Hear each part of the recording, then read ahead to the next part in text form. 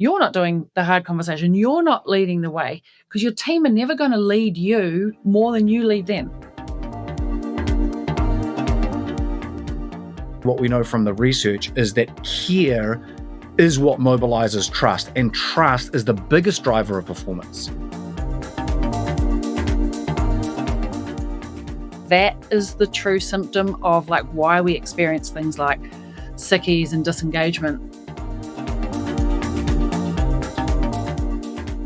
Sarah's taking lots of sickies. If Jemima's taking lots of sickies, then can I do that too?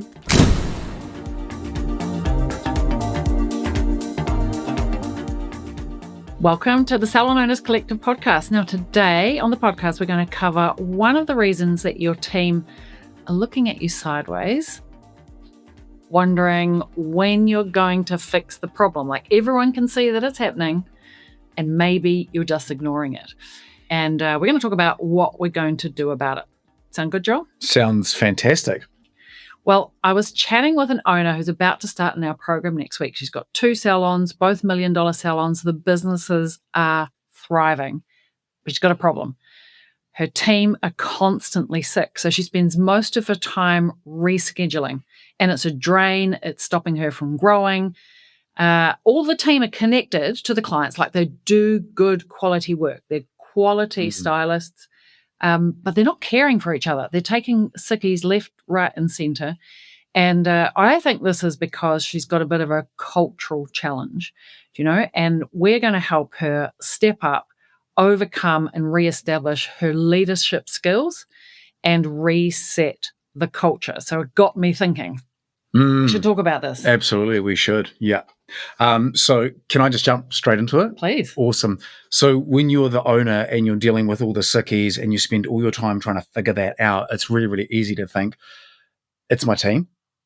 It's them. Isn't it the team? It's the team that are sick. It's actually the mistake. The mistake is thinking and believing that it is your team. And I get it, right? You're looking at your team and you're thinking, why aren't they behaving better? Why are they taking so many sickies? Why aren't they better? Why aren't they high performing? That's the brand. I've told them 5 times not to do the thing. Yes, exactly.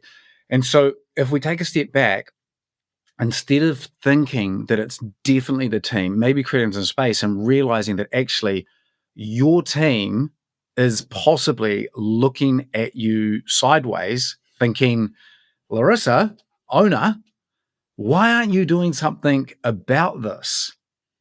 Yeah, agree. And I think that they're also thinking in that if something's going on, like if Sarah's taking lots of sickies, if Jemima's taking lots of sickies, then can I do that too? It reminds me, actually, it was my beautiful son's 19th birthday last night. And he's only just starting to think about drinking. Thankfully, that's quite late in the piece. It's good. So I'm really pleased about that. His friends decided that they were going to go out and have a few drinks. And so as they were leaving after our family dinner last night, they were heading off into town. And I said, look, shall I wake you up in the morning? 1, are you going to be home? 2, shall I wake you up? Because you might need a wake-up call. He said, no, I don't think I'm going to go to work. And I was like, oh, what do you mean? What do you mean you're not going to work after? I know you're out to go out drinking. But, to be fair, the business that he works in, and it's a shame that it's his first working experience, his colleague, at least in every fortnight, doesn't come to work for at least one day. Sometimes doesn't even call in, just doesn't show up. And so there's a culture in that business that if you're sick, nobody cares, nobody's going to call you up and it doesn't really matter and nobody's missed. Yeah.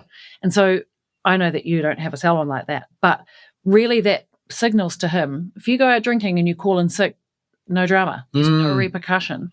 And so as much as I'm like, mate, Max, you can't do that at the same time, and it's like he's in an environment where that's just an everyday, it's okay. Yeah. And I guess if you're a salon owner and you're experiencing that, like one thing that I'd love to share with you right now is that what we tolerate as leaders, we end up getting more of. So if you have that person that pulls a sickie or more sickies than is, people are taking the piss, and you don't do anything about it, you're not only going to get more of that behavior from that person, but in your example and that story, we're probably going to get more of that from all of the staff. Right. And the reason that happens is often, like, at least for your staff, like as human beings, we're always searching for convenience and comfort. So it makes sense to test out under your leadership. Can I get more here? Can I get a little bit more comfort and convenience? And we should be aware of that. Yeah, and I think like in Max's example, it's taken 9 months for him to pull that stunt. Do you know, like he went in not being that guy. He wouldn't dare because his mother wouldn't let him for a start. But Right. 9 months in, and he's like, this is okay behavior and it's okay for me to do this. And actually, I'm excited to do it. Okay, so that's actually the whole point is like now his boss is what I would say on the line and thinking, why is this happening? But actually, it's not them, it's you. And it's so important that we don't allow ourselves to continue to look at the staff member as the problem. It's actually got a lot to do with our leadership. Yeah, I think, the problem that we're experiencing, sickies, backroom gossip, drama triangles, all of those things that we're like, oh my God, I told them 5 times and I always roll my eyes when they do it. Don't they know that this is not okay? Like that is just the signal or the behavior that you're experiencing based on what you're allowing. Exactly, right? Yeah. And so let's take the example of a sickie. So that's what you experience. That becomes problematic. And we point the finger and go, well, it's the staff member's fault. But actually, the reason that they're taking the sickie could be actually that they're avoiding something. Maybe there's an element of that, like I'm avoiding the hard conversation that's coming up. I'm avoiding the performance metric that I need to hit. I'm avoiding my worst client. My worst client, or whatever the case may be. So we've got to be a little bit smarter than to just go, the sickie is the problem, or the superficial face value symptom is what's going on. Or the person. Like she's a bad person because she's sick all of the time. Yes. And sometimes it's as simple as like actually they're not caring for themselves, or they don't know better, or there isn't a stronger purpose to show up better, or the boundary isn't there that, if I don't show up, actually there's repercussions. Yes. So I think there's a lot of symptoms that ultimately are boundaries that we hold as leaders. But there's a few reasons, right? So like if you're experiencing a lot of backroom gossip and you've got a backroom leader, like you're not actually feeling like the leader and there's somebody else who's leading the business from the back room, then often that can be, and people get involved in that, and you've got a bit of a culture of that. People don't feel seen and heard by you. They feel seen and heard by the backroom leader. Yes. Like they're going to the person that's allowing them to be seen, heard, felt like, really, Riss? Oh my God. Yeah. Is that, that's terrible. Now they feel seen and heard. Same with the whole drama triangle you explained of like, oh, I'm part of it. I'm somebody important in this cycle here. Yes, absolutely. I guess as well, when someone's not hitting their KPIs in terms of, their own performance, is maybe what sits behind that is like a real feeling of inadequacy. I was like, I don't actually know how to. Always. Or even like I actually have a mental belief block that I can achieve that, or I can, charge this much to my clients, And so again, we need to be smarter than just to go, well, they're not hitting their targets, so that's the problem. Yeah, they're the bad person for not doing that. I told them to go and do the rebooking and they're not. Why aren't you hitting your targets? Hey, it's me again. I just wanted to interrupt and jump in here quickly to say thanks for listening to the podcast. I really appreciate you being here. Just one question though. If you are listening to this episode and thinking, oh my God, this is me, but I'm just not sure what to do, well, don't worry. I've got some strategies for you. The Salon Mastery program will help you develop and implement 100K team, 100K mindset, strategies and steps designed to help you lead your team to enjoy 100K careers and install the 100K mindset and motivation so you can help build that inside of your team. The systems, the processes to master the 100K day so you can build the $1 Million Salon. So I want to invite you to join me for a complimentary $1 Million strategy call. We'll discuss your business, your role in the business. Let's see if I'm the right person to help you grow your business and your team Together, we can reach the $1 million mark. All you need to do is click the Apply Now button in the show notes of this very episode. You're welcome to book a time, a strategy call, we'll have a chat. All right, that's enough for me. Let's get back to the episode. In instances like that, we need to look at ourselves and go, well, why? What is the reason that they're not doing that? There's something hiding below that. Yeah. A belief, there's previous trauma, or there's something else going on. And I think disengagement's another one that, like, often salon owners will express to us, like, this is the problem. My team is disengaged. Yeah. But I would beg to say that if your team are disengaged, then probably there's a reason. Yeah. And if I were you, you'd want to know. And typically that would be there's no purpose or no goals, or the business doesn't have a mission for them to buy into. Totally. Right? Like, 100%. well, I'm disengaged because, like, what am I even doing here? I'm just coming to work to do a job to get the paycheck. Yep. There's no bigger reason or purpose to be engaged. Absolutely. If we haven't provided the environment to engage them.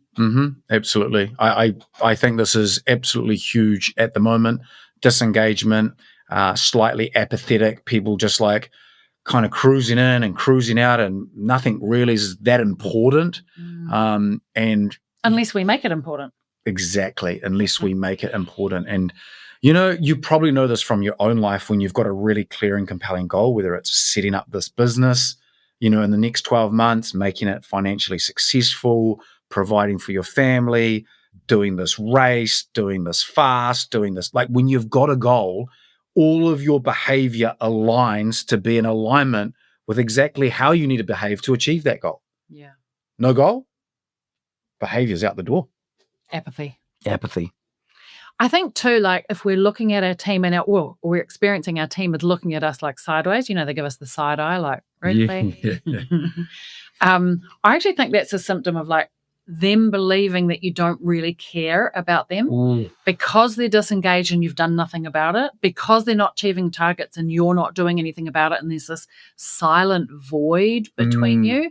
I think that is the true symptom of, like, why we experience things like sickies and disengagement. Yeah. There's a gap. Yeah.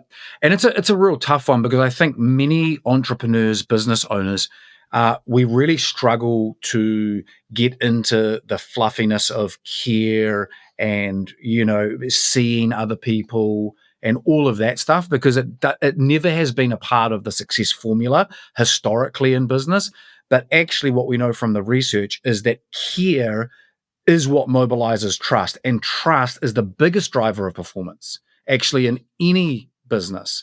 And so when you understand that, the right business owner will go, okay, how do I, through the lens of my personality, the expression of my leadership, actually mobilize trust into my culture? And the answer to that is that your people need to feel seen by you. They need to know that you get them, and they need to know that you understand them. And that's called empathy. Arguably one of the great character traits of leadership. Not a soft, fluffy topic at all, but we do need to be able to demonstrate that we see, hear, and understand our people. So I think it's really about, like, making the choice to, instead of look at them and go, why aren't you stepping up, doing the thing, and go, hang on a minute, let me connect with my human and find out, like, what's hiding underneath. And that's about being brave enough or man enough.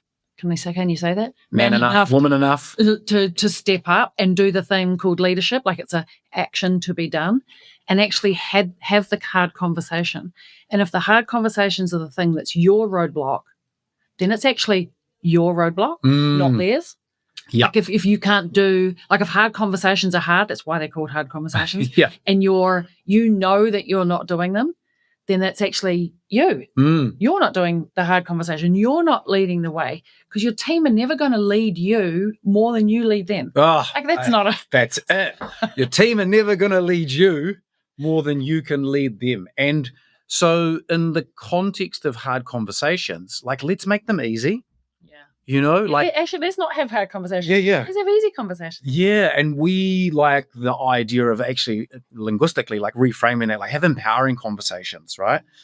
So we talk about, as you know, Riss, here at Salon Owners Collective, going on what we call 3-minute leadership walks, as a way to minimize what is natural in a hard conversation. So imagine this for a moment. You're going to have a hard conversation. You suggest having a hard conversation with one of your staff members. Straight away, they're feeling judged. They're feeling nervous, worried, and anxious. You get into the hard conversation. You're sitting down face to face with them. It's like, oh my gosh, I'm already feeling anxious and nervous. And then you share with them what the conversation's actually about. Shame, embarrassment, defensiveness, all of that shows up.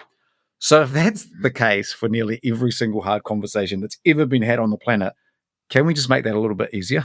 Yeah, let's do that. Let's not do the shame and the embarrassment. Let's not do that.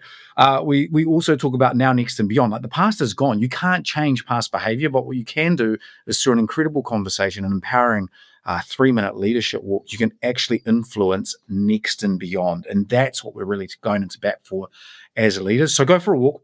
Why walk, Joel? There's plenty of reasons. First of all, it minimizes, if not removes, what we just talked about in terms of shame and embarrassment, which actually reminds people of what it was like when they were 7 or 10 or 11 when they first experienced that emotion. It's terrible. Don't go there. But also, you can't mess with physiology, right? If you've ever been for a walk with a mate before, you just start taking the same steps and you start pacing together, breathing together, you get into a real nice rapport and conversation. That's called physical rapport. And science will tell you that when you're in rapport with somebody, everything feels harmonious. So I'd go for that over the shame and the embarrassment and the judgment. The easy walk. Yeah. We should call it the easy walk. We should call it the easy walk. But at the end of the day, like, it's about connecting with the human being, connecting with the staff member, and actually manning up, womaning up, being courageous enough to actually go and have that empowering conversation. All right. Well, I think with that said, if you want to get some help leading your team, leveling up your leadership, resetting the culture, well, this is my invitation to you to reach out, have that chat. Tell me more about your business. Tell me about your team and your culture, what's working, what's not working. Let's see if we are the right people to help. Maybe you need some leadership strategies and a bit of a walk. Let's do it. All you need to do is send me a DM, and otherwise I'm going to leave the link for you to book that strategy call in the show notes of this episode. And otherwise, Joel, that's a wrap for today. Thanks, Russ. See you same time, same place on the podcast next week. Ciao for now. Ciao.